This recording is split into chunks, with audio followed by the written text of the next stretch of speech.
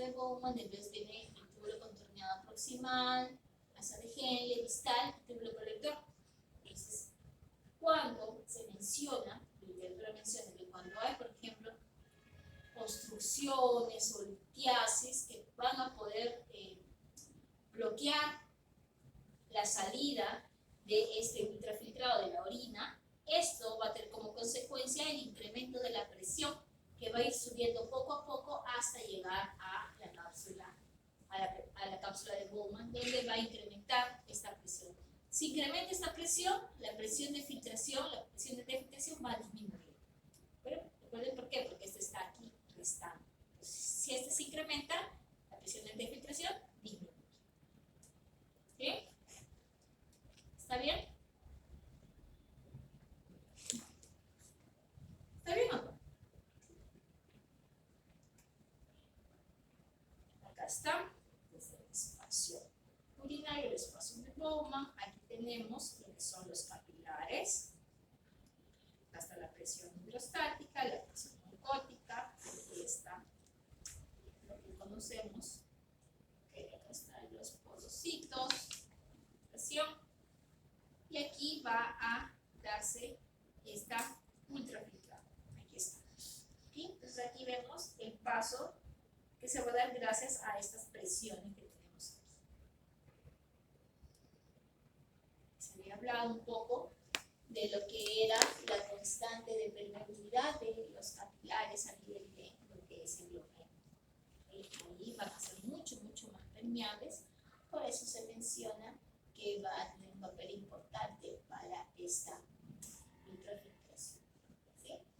Además, tengamos en cuenta, ¿okay?, que esta permeabilidad también va a estar ahí ayudando o modificando las células mesangiales, porque las células mesangiales ya que era como un tipo de célula muscular, entonces tiene la propiedad de contraerse o no contraerse. Entonces, cuando está ahí dentro de todos los vasos ahí que está el glomérulo, y que está constituido por los diferentes vasitos sanguíneos ahí, cuando los mesangiales hagan, de repente se contraiga, ¿qué va a pasar? Ese lumen de ese vaso, que estaba así, va a hacerse más chiquito. Entonces, de esa manera va a haber menos flujo y va a haber menos filtración también. Por eso se dice que está regulada por las células mesangiales. ¿Ya? Este es un proceso que se le conoce como el aclaramiento renal o la depuración. Entonces, ¿aquí qué va a pasar? Se va a medir el tiempo en que se demora los riñones en eliminar una sustancia determinada. ¿Esto para qué nos sirve? Para ver cómo está trabajando el riñón. ¿Sí? Entonces, eso se hace por pruebas que pueden ser utilizadas cuando se les administra un marcador para que nos diga cuánto tiempo se demora en eliminarlo. Pero un marcador que tiene ciertas peculiaridades, que no va a poder ser reabsorbido. ¿Sí? Entonces, eso se va a ver. ¿Qué más? Aquí también vemos que este aclaramiento de depuración renal, si bien se utiliza agentes o compuestos de fuera, también hay una manera de poder determinarlo con componentes internos para que no haya el problema de administrarlo. Porque a los seres humanos es fácil, ¿no?, la administración de esto, algunas sustancias que van a marcar la actividad. Pero en animales es un poquito más difícil. Por ende, también se utilizan métodos no invasivos como es la determinación de esta depuración por medio de lo que serían los niveles de creatina. ¿Ya? Aquí está la capacidad de filtración de algunos elementos, por ejemplo, el agua, sodio, glucosa y albúmina. Miren, la albúmina, ¿okay?, a medida como es tan grande, ¿qué va a pasar? Su capacidad de filtración va a ser muy pequeña. Entonces, está determinada por estos tamaños también. ¿Sí?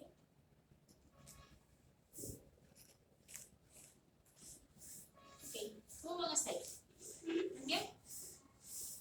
¿Quieren ahí algo? ¿Qué he hecho hasta ahora? La 15. 11 y 15. ¿Vale? Yo voy a tener 3 horas acá de clase. Y vamos 40 minutos. 40 minutos, ¿no? Ya.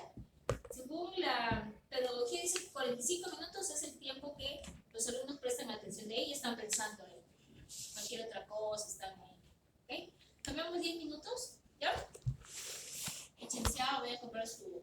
los componentes a través del sistema de filtración que estaba compuesto por la membrana de filtración, que era el endotelium del glomérulo, y también aquí los puedo usar. Aquí falta también esta parte, esta parte. Bueno, aquí hay una glicosilación. ¿Qué es esta glicosilación? Lo que va a hacer es también atraer, por diferencia de cargas, a los componentes que tienen carga positiva. Porque tiene carga negativa, repele los de negativo, por eso que la proteína les va a repeler. ¿Ya? Entonces, esta filtración va a tener mecanismos de regulación, y para regular esto vamos a tener la regulación del flujo sanguíneo renal y de la velocidad de filtración. Entonces, el flujo sanguíneo renal es la cantidad de sangre que va a estar ingresando al glomérulo. ¿Okay? Entonces, esta regulación es algo muy parecido a lo que habíamos visto en la regulación del flujo sanguíneo. Entonces aquí lo que vamos a ver es que los que van a determinar esto va a ser la presión de perfusión, o sea, la presión con la que se va a llegar esta sangre a los tejidos para perfundirse, y la resistencia vascular. Y la resistencia vascular, recuerden que va a estar dada por mecanismos tanto intrínsecos como extrínsecos. Y son los que vamos a ver. Esos mecanismos de la tasa de filtración glomerular. Los intrínsecos, es decir, que son propios, ¿okay?, del tejido. En este caso vamos a tener dos. El mecanismo miogénico, que es como una respuesta, o ese miogénico es del músculo, y el mecanismo de retroalimentación túbulo glomerular. Y aquí está implicado ¿quién? Lo que es el túbulo contorneado distal y la mácula. En el caso de los factores extrínsecos, aquí está lo que es el sistema nervioso simpático y también lo que es el sistema angiotensina 2. ¿Okay? El que habíamos visto, ¿se acuerdan? También angiotensina, pero acá solamente estamos hablando de angiotensina. Entonces vamos por la primera parte, lo que es el reflejo miogénico. Entonces, ¿qué vamos a tener aquí? Vamos a tener, miren, esto es lo normal. Esto es la tasa de filtración glomerular normal. ¿Ok? Rate, glomerular filter rate, la tasa de filtración glomerular. Aquí está llegando, ¿ok?, un flujo sanguíneo normal, y este es el diámetro, el mismo diámetro sale. Aquí hay una tasa de filtración glomerular normal. Pero ¿qué pasa cuando de repente vemos que hay una disminución de la presión de perfusión?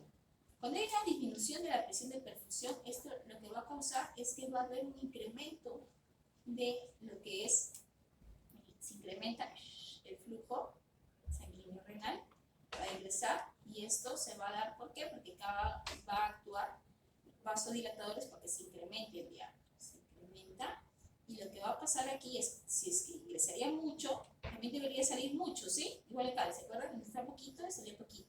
Si ingresa mucho, también debería salir poquito, pero no, aquí lo que se está dando es una vasoconstricción, pero a nivel de la arteriola eferente. ¿Para qué? Para que ese flujo grande se quede un tiempo ahí, porque está limitando su salida.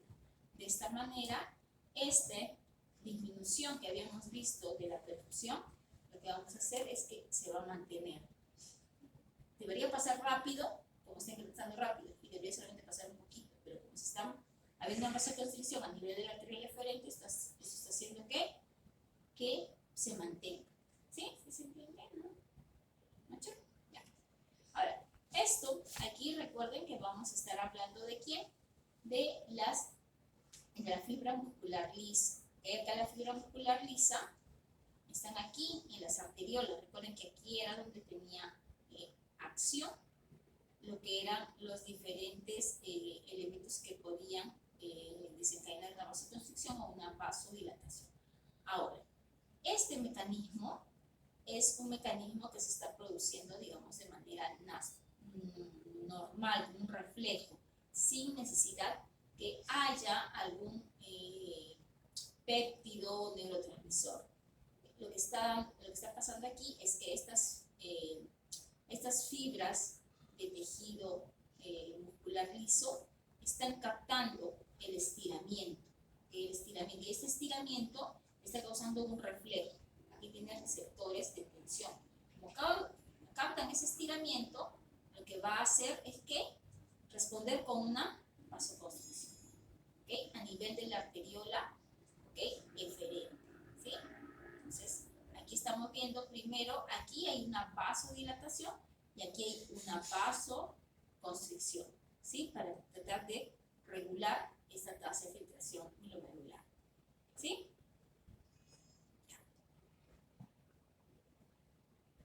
Ahora, el siguiente sistema, ¿se acuerdan? Es el sistema de retroalimentación túbulo-glomerular.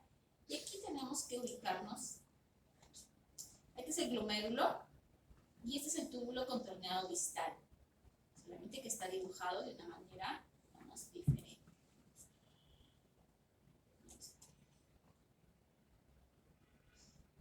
Vamos a quitar la lámina donde estaba ubicado. ¿Qué va a pasar? Cuando aquí, en el túbulo contorneado distal, esté un flujo, digamos, alto, cuando hay una tasa de filtración alta y cuando esté pasando mucho, la mácula densa, que es un grupo de células especializadas, van a captar que va a haber mayor concentración de cloruro de sodio. ¿Por qué? Porque está habiendo más flujo, entonces va a pensar que hay más de lo normal. Entonces, este sensor lo que va a hacer es avisarle aquí a estas células que son parte del aparato yuxtaglomerular a que disminuyan ese flujo que está tan alto. Entonces, ¿cómo va a disminuir? Haciendo una vasoconstricción a este nivel, al nivel de las arteriolas aferentes, ¿sí?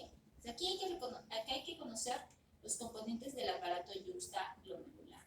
Los componentes son estos. ¿Okay? Son las células yuxtaglomerulares, que están aquí, son como especializadas y van a secretar, por ejemplo, no se sabe muy bien, pero más se van hacia que estaría produciendo adenosina. La adenosina lo que va a producir en estas células es que se hagan más chiquitas y que la luz sea más pequeña. ¿Para qué? Para que limite el paso. Entonces, si es que limita el paso, el flujo, también va a después disminuir esta concentración, ¿sí? También tenemos las células mesangiales, ¿ok?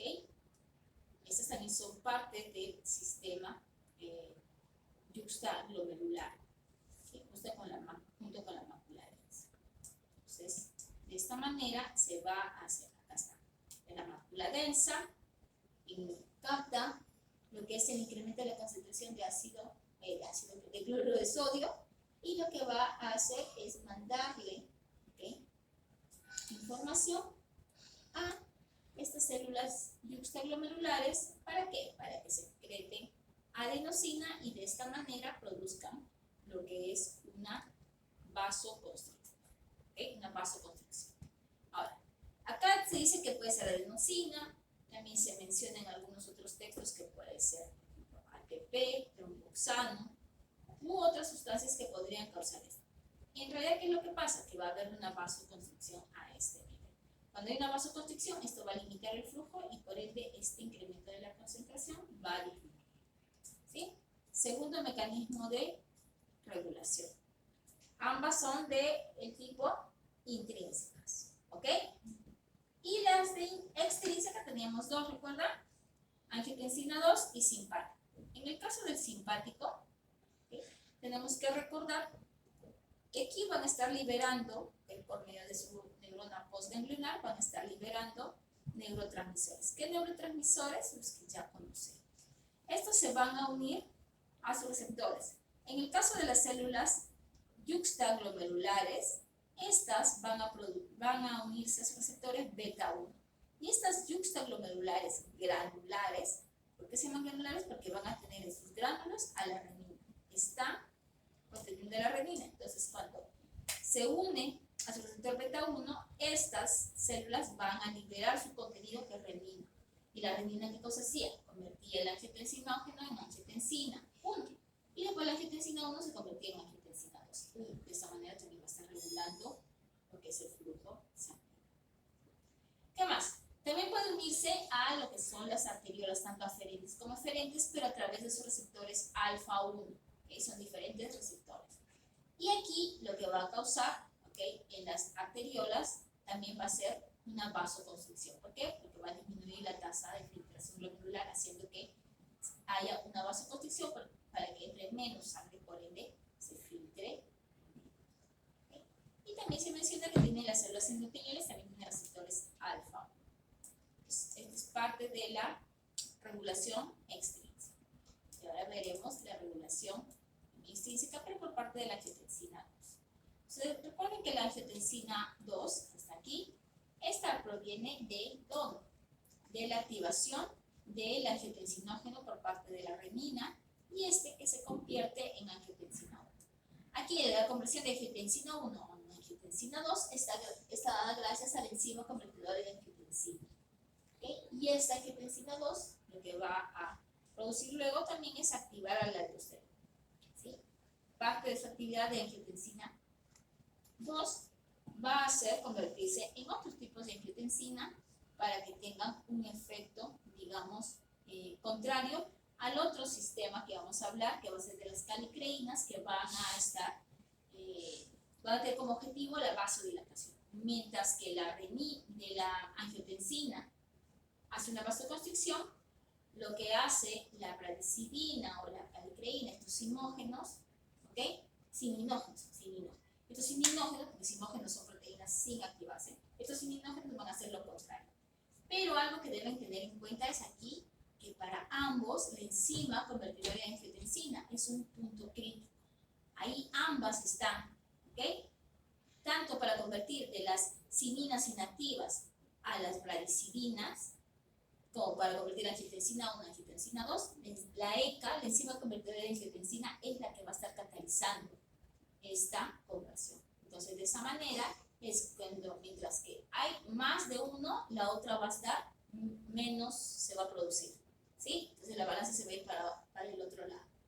¿Qué quiere decir?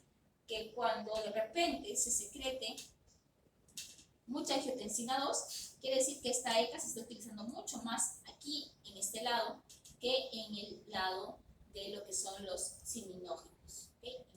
De las sininas.